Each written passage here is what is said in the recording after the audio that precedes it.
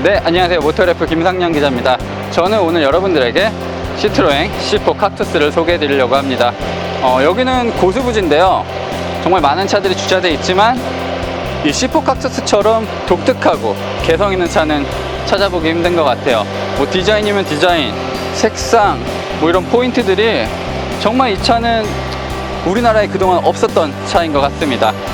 그럼 저와 함께 이 C4 칵투스가 어떤 매력을 갖고 있고 어떤 장단점이 있는지 함께 살펴보도록 하겠습니다.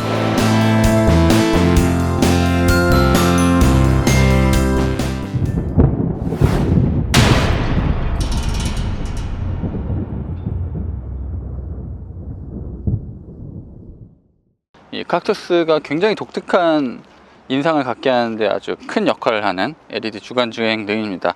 그리고 이 밑으로는 이제 헤드램프와 방향지시 등이 놓여 있습니다. 현대차가 개발하고 있는 새로운 초소형 SUV도 아마 이 차가 굉장히 디자인이 흡사한 걸로 저는 알고 있습니다. 엠블럼마저도 조금 어울리다 보니까 독특한 것 같고 이렇게 좀 딱 하나 되는 느낌을 갖게 해주는 것 같아요. 그릴의 디자인도 뭔가 일반적이지 않아요. 이 모양 자체가 바로 그 에어범프를 형상하는 그런 느낌입니다. 보닛이 상당히 가벼워요. 펄렁펄렁이는 것 같아요. 팔락팔락. 그래, 이 보닛은 가벼울수록 좋습니다. 이 엔진은 1.6 디젤 엔진은 그 PSA 그룹이 굉장히 좀 메인으로 활용하는 엔진입니다. 뭐 정말 많은 차에 장착이 되고 있고 무엇보다 효율이 워낙 좋기 때문에 이 C4 칵투스 같은 경우도 1등급 연비를 기록할 수 있었습니다.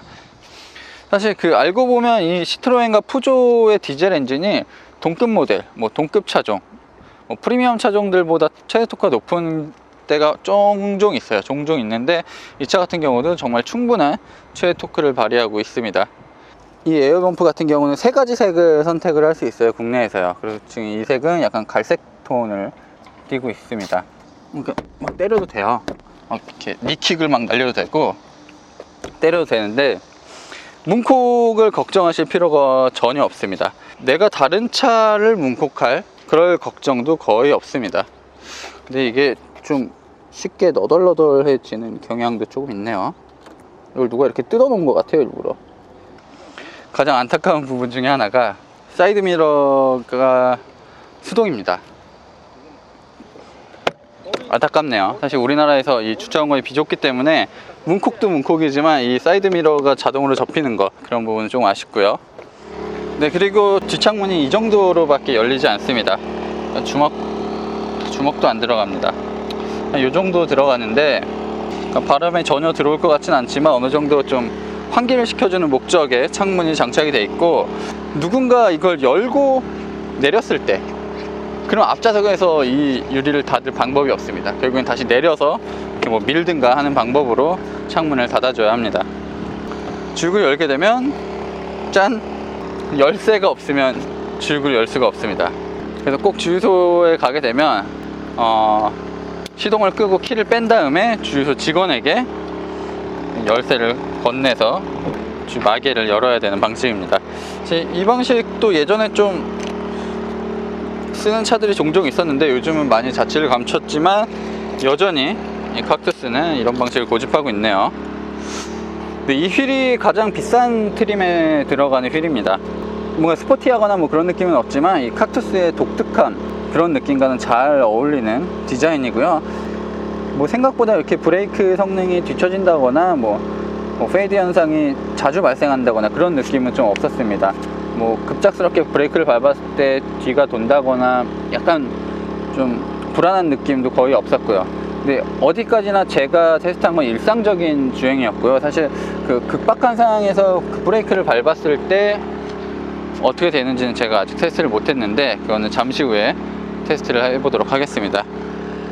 근데 뒷모습도 사실 이런 투톤 컬러를 적용하면서 진짜 독특한 느낌, 남들에게서 없는 느낌을 많이 나타내고 있습니다. 자, 트렁크를 열어보겠습니다. 뭔가 좀 너저분하지만 고무 발판 같은 경우는 물놀이를 한다거나 더러운 곳에 갔을 때 끼면 아주 편리하게 쓸 수 있는 발판입니다. 그냥 물로 닦기만 하면 돼요. 고무 재질이라서. 네, 그리고 이런 트렁크 마감재 같은 경우도 굉장히 좀 싼 티가 나지만 나름 좀 신경 써서 잘 꾸며 놨습니다.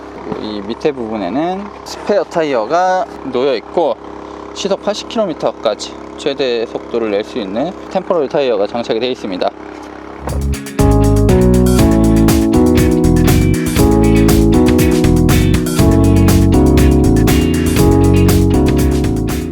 지금 앞좌석 같은 경우는 제가 운전하면서 왔을 때 해놓은 세팅입니다. 저 굉장히 좀 은근히 앞으로 당겨서 하는 스타일인데 뒷좌석이 그렇게 좁진 않네요.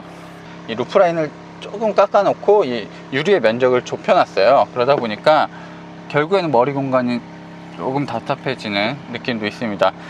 사실 이런 플라스틱 소재들이 정말 보이는 것만큼 만졌을 때도 그렇게 기분은 썩 좋지 않습니다. 대신 수납 공간은 굉장히 넉넉해요.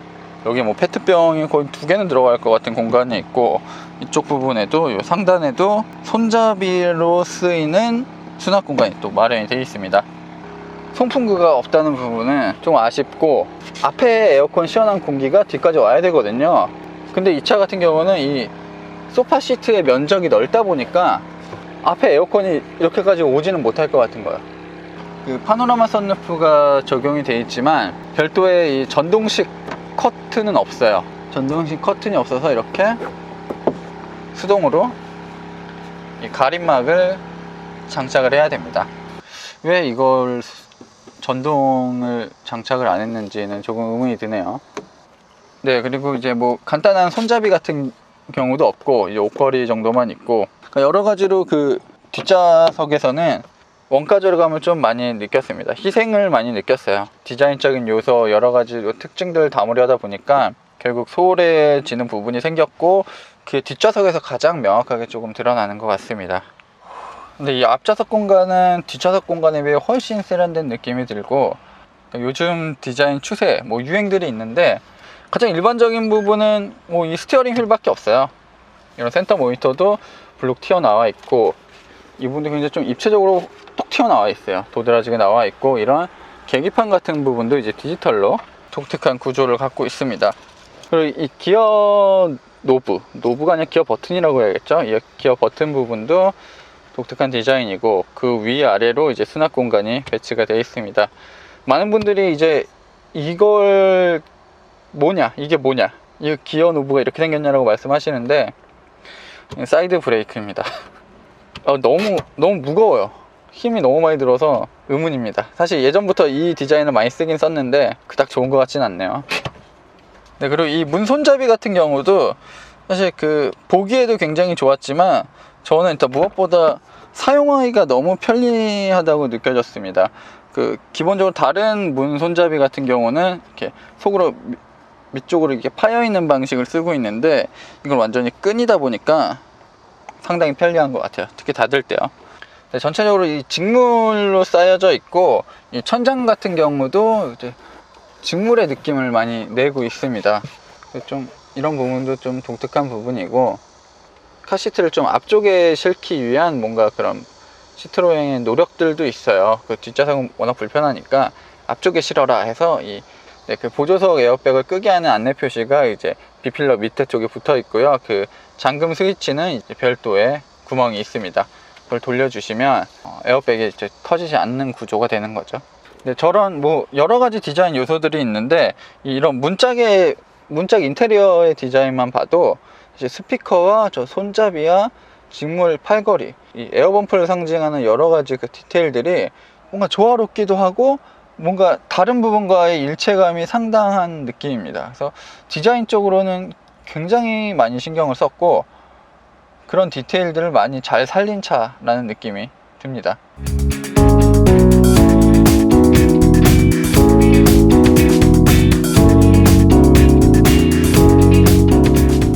네, 이렇게 좀 일반적인 도로를 달릴 때, 도심을 달릴 때는 사실 엔진 소음도 굉장히 적어요.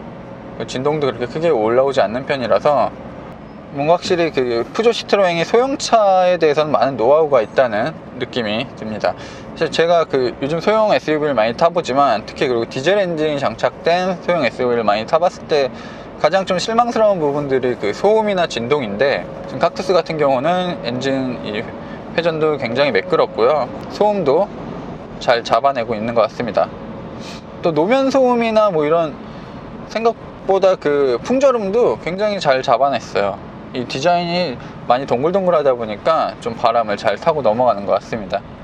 네, 그리고 이 푸조와 시트로행이 굉장히 잘하는 부분, 이 소형차에서 가장 도드라지는 부분, 눈에 띄는 부분이 바로 이제 핸들링 부분인데, 이 느낌이 상당히 좋아요. 막 핸들링이 날카롭다거나 뭐 스포츠카처럼 그렇게 막 끈적끈적 한다던가 그런 느낌은 없지만, 정말 솔직 담백하고 기본기에 충실한 이런 핸들 감각을 갖고 있습니다. 그래서 항상 저는 좀 아쉬운 게, 푸조 시트로행이 모터스포츠에서 엄청난 활약을 많이 하고 역사를 갖고 있는데, 그런 역사를 좀 이렇게 너무 소극적으로만 보여주는 거 아닌가, 조금 더 적극적으로 어필을 해도 되지 않을까 라는 생각도 드는데, 일단은 그들의 방침은 좀 기본에 충실하자, 뭐 이런 거 같아요.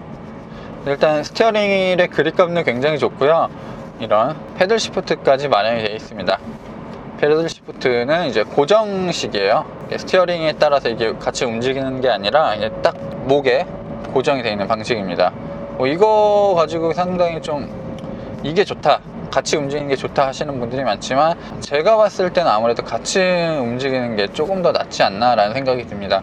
그 좀 고성능 모델 같은 경우는 사실 여기 붙어 있어도 큰 상관은 없어요. 근데 힘이 딸리는 좀 차들은 코너를 돌면서도 기어 변속을 해야 되는 경우가 종종 있거든요. 그럴 때는 이렇게 꺾은 상태에서 패들 시프트를 조작할 수 없기 때문에 다소 불편이 느껴지기도 합니다. 네, 패들 시프트가 있지만 아쉬운 부분은 별도의 이 수동 모드가 없다는 점이 조금 아쉬워요. 그래서 제가 이 수동 모드 패들 시프트를 조작하고 싶어도 이 스스로 기어 변속을 할 때와 저와 겹치는 경우가 있어서, 그럴 때는 좀 당혹스럽기도 했습니다. 차라리 뭔가 수동 모드를 따로 만들어 줬으면 좋지 않았을까라는 생각이 드네요. 예전에도 그 MCP 변속기가 달린 많은 푸조차, 시트로행 차가 있었는데, 뭐 그들은 이제 수동 모드를 대부분 지원을 했는데, 이 차는 아쉽게도 수동 모드가 지원되지 않습니다. 원래 시트로행이 이렇게 위에 선바이저가 이렇게 막 앞뒤로 움직이고 이런 것도 아이디어도 막 내고 그랬었는데, 지금 옆에 지금 저기 김한용 기자가 택시를 타고 어디 가세요? 깜짝이야. 아니, 뭔가 이게 짠 게 아닌데 짠 거 같은 느낌. 뭔가 이건 분명히 누군가 날 감시하고 있다는 느낌이 딱 들었는데, 옆에 김한용 기자가 택시를 타고 지나가고 있습니다. 이런 우연이 있나.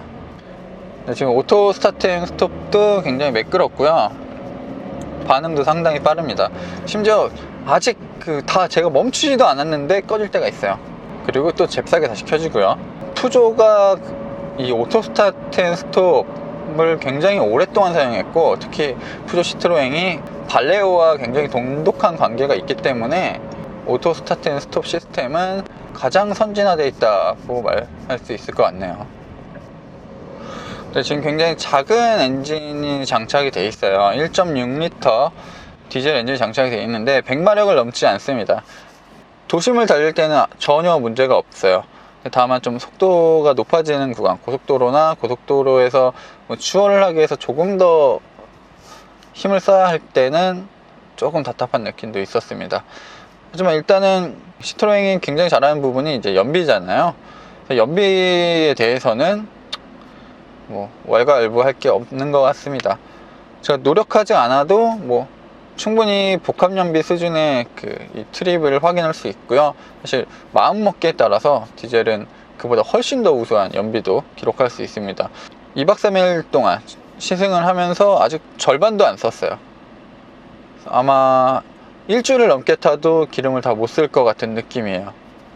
그리고 이 MCP 변속기라는 것 자체가 수동 변속기와 굉장히 흡사한 구조를 갖고 있기 때문에 뭐 약간의 불만사항들, 좀 이질감들은 있긴 하지만 연비 하나만큼은 뭐 듀얼 클러치보다 훨씬 더 우수하기 때문에 그 효율성 측면에서는 이 C4 칵투스가 굉장히 좋은 면모를 발휘하고 있습니다.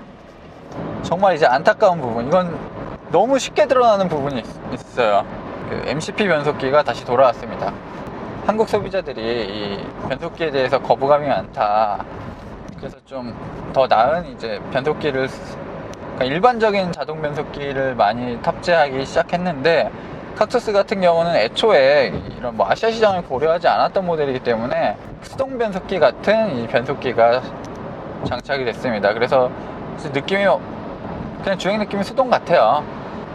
가속을 하게 되면 변속하는 과정에서 변속될 때 동력이 끊기기 때문에 그 약간의 울컥거림이 있습니다.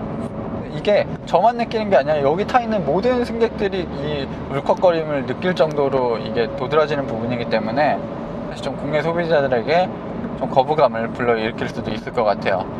운전하는 방법에 따라서 그 울컥거림을 없애줄 수가 있습니다. 그래서 거의 대부분의 그 MCP 차량에는, MCP 변속기 차량에는 이 패들 시프트가 함께 장착돼요. 그러니까 패들 시프트를 쓰면서 변속을 직접 해라, 그래야 이제 울컥거림도 없고, 정말 수동 변속기 차처럼 기어 변속할 때 엑셀에서 발 살짝 떼고 비어 변속하고 다시 가속 페달을 밟고 뭐 이런 과정을 하면 이 차도 굉장히 매끄럽게 나갈 수 있습니다.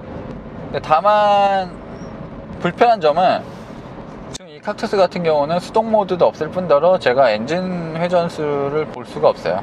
디지털 계기판에 회전계가 나오지 않기 때문에 언제 변속을 해야 되는지 명확하게 제가 알 수가 없어서 소리를 듣고는 하지만 제가 빠르든가 이 스스로 변속하는 게 빠르든가 이게 겹칠 때가 많아서 안타까운 부분입니다. 그런 부분이요.